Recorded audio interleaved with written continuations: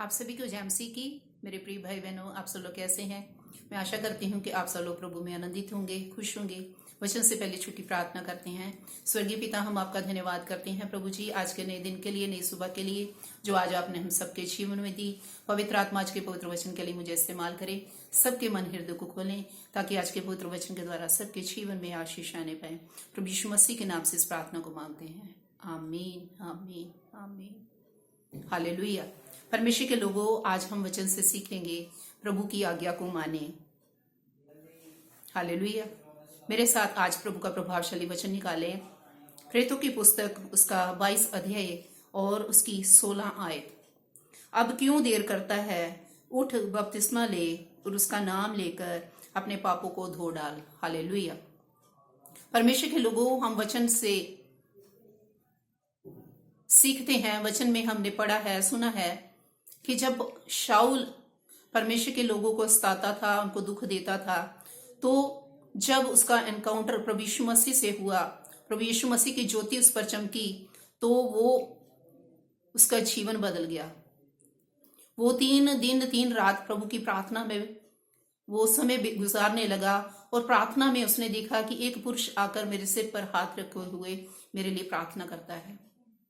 परमेश्वर के लोगों, परमेश्वर ने अपने दास हनन्याह को उसके पास, शाऊल के पास प्रार्थना करने के लिए भेजा। और हनन्याह ने शाऊल से कहा कि तूने परमेश्वर की आवाज को सुना है और जिस काम के लिए परमेश्वर ने तुझे बुलाया है, उस काम को करने के लिए तू तैयार हो जा। और उसने कहा, अब क्यों देर करता है, उठ बपतिस्मा ले और उसका नाम लेकर अपने पापों को धो डाल। हालेलुया। परमेश्वर के लोगों, जब हम परमेश्वर के वचन को मानते हैं, परमेश्वर की आवाज को सुनते हैं, तो हमें तुरंत ही परमेश्वर की उन कार्यों को, उन कामों को अपने जीवन में पूरा करना है। जैसे हनन्याह ने शाऊल को कहा कि अब उठ, क्यों देर करता है। हम भी कई बार देर करते हैं, जैसे कि हमें काफी समय प्रभु की उपस्थिति में जाते हुए, प्रभु की भवन में जाते हुए हो जाता है। हम प्रभु से प्रार्थना भी करते हैं, परमेश्वर के वचन को भी सुनते हैं, प्रभु के वचन पर विश्वास भी करते हैं, लेकिन जब बपतिस्मा लेने का टाइम आता है, जब प्रभु का दास या दासी हमें कहते हैं कि अब तेरे को बहुत टाइम हो गया है, अब बपतिस्मा आपको ले लेना चाहिए, तो हम देरी करने लगते हैं, आनाकानी करने लगते हैं। हमें अपने घर वालों का, हमें अपने रिश्तेदारों का, अपने आस पड़ोस का, अपने फ्रेंड्स का, हम उनका डर मानने लगते हैं कि वो क्या कहेंगे।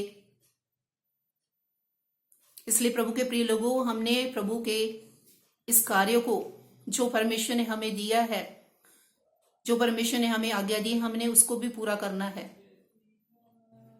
हमने यीशु मसीह के नाम से बपतिस्मा लेना है और उसके नाम से अपने पापों को धोना है, क्योंकि उसका लहू ही, प्रभु यीशु मसीह का लहू ही हमारे पापों को धो सकता है, हमें साफ कर सकता है, हमें शुद्ध कर सकता है।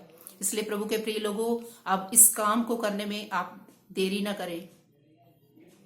हो सकता है कि आपको काफी समय हो गया हो और अब तक आपने बपतिस्मा नहीं लिया, इसलिए प्रभु के इस आज्ञा का आप पालन करें और यीशु मसीह के नाम से आप बपतिस्मा लें और